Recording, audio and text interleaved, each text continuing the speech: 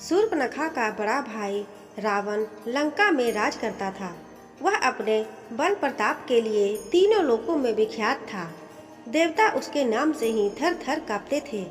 कुबेर से उसने पुष्पक विमान छीन लिया था।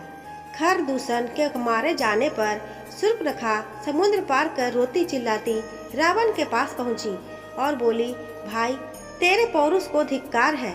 तेरे रहते मेरी यह दुर्गति हो रही है। अब तू कैसे मुंह दिखाएगा। इतना कहकर शूर्पणखा पछाड़ खाकर गिर पड़ी। रावण ने शूर्पणखा को उठाया और पूछा, किसने तेरे नाक काटे हैं? किसके सिर पर काल मंडरा रहा है? बता तो सही। शूर्पणखा ने सारा हाल कह सुनाया। राम लक्ष्मण के बल और रूप की प्रशंसा करते हुए उसने कहा कि उनके साथ एक परम सुंदरी स्त्री भी है। उसका नाम सीता है। मैंने समझा कि ऐसी सुंदरी लंका के राजमहल के योग्य है। उसे मैं तुम्हारे लिए लाना चाहती थी।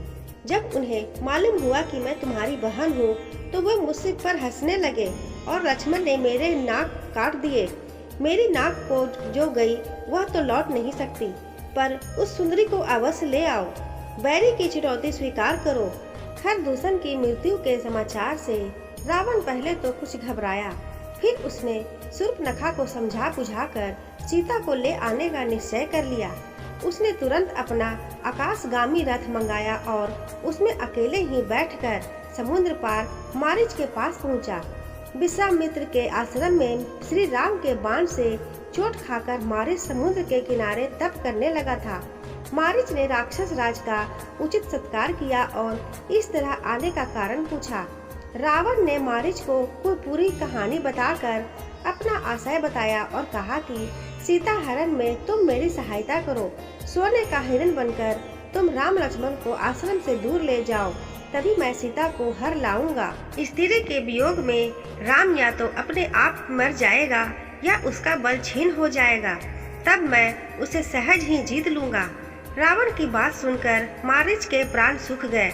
उसने राम के बाण की घटना सुनाकर कहा कि अब तो जब कोई राम का नाम लेता है अथवा अक्षर वाला कोई शब्द रथ, राजा, रत्न आदि बोलता है तो राह सुनते ही मुझे कपकपी लग जाती है। मेरी बात माने तो राम से बैर न करे। मारीच की बात सुनकर रावण बड़ा क्रोधित हुआ और बोला, मैं यहाँ तेरे उपदेश सुनने नहीं आया या आज्ञा देने आया हूँ। हो सकता है कि राम के बाण से तू बच जाए, लेकिन यदि मेरी बात नहीं मानी तो मैं तुझे अभी मार डालूंगा। मारीच को विवश होकर रावण की बात माननी पड़ी।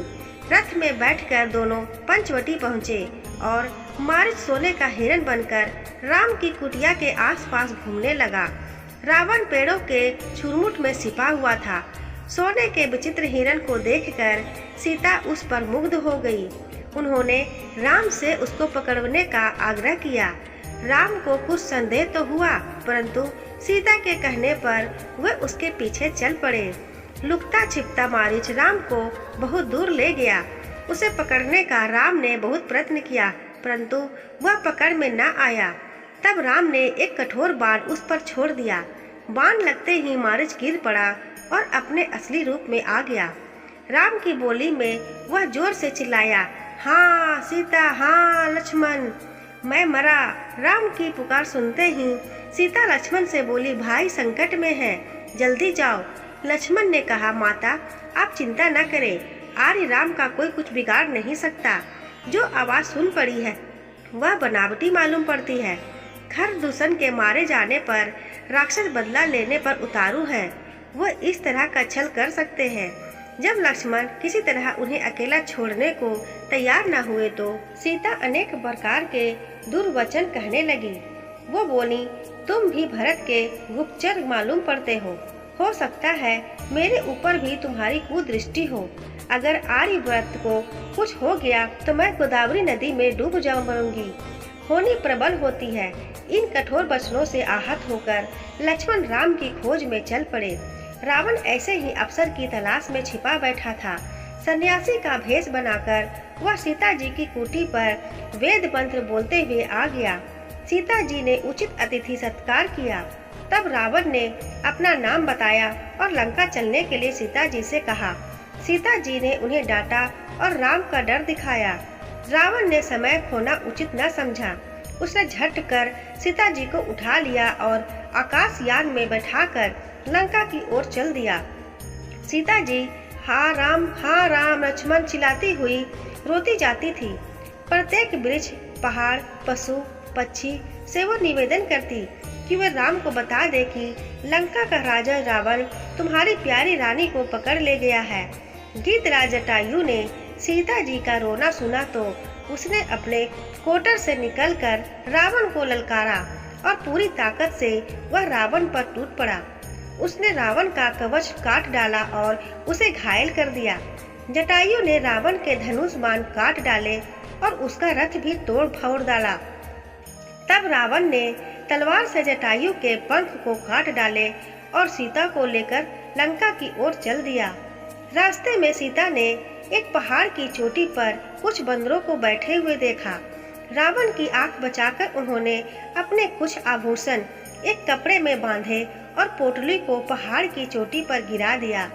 लंका पहुंचकर रावण ने सीता को अपना सारा राजमहल दिखाया और कहा कि यह सब तुम्हारी ही है।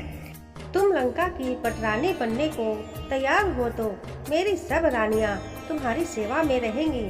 परंतु सीता किसी तरह ना मानी, वे बराबर उसे डांटती रही। तब रावण ने सीता को अशोक वाटिका में रखकर उन पर कड़ा पहरा लगा दिया और कहा, मैं 1 वर्ष का समय देता हूँ। यदि तू ना मानी तो तेरा वध कर दिया जाएगा। श्री राम का ध्यान करते हुए सीता अपने दिन रो रो कर काटने लगी। फिर श्री राम जी ने लंका पर आक्रमण करके लंकापति रावण का वध करके सीता जी को वहां से छुड़ा लिया। दोस्तों, आपको ये कहानी कैसी लगी हमें कमेंट करके जरूर बताइएगा। कहानी अगर पसंद आई हो तो वीडियो को एक लाइक जरूर करिएगा और चैनल को अभी तक सब्सक्राइब ना किया हो तो सब्सक्राइब जरूर कर लें। धन्यवाद।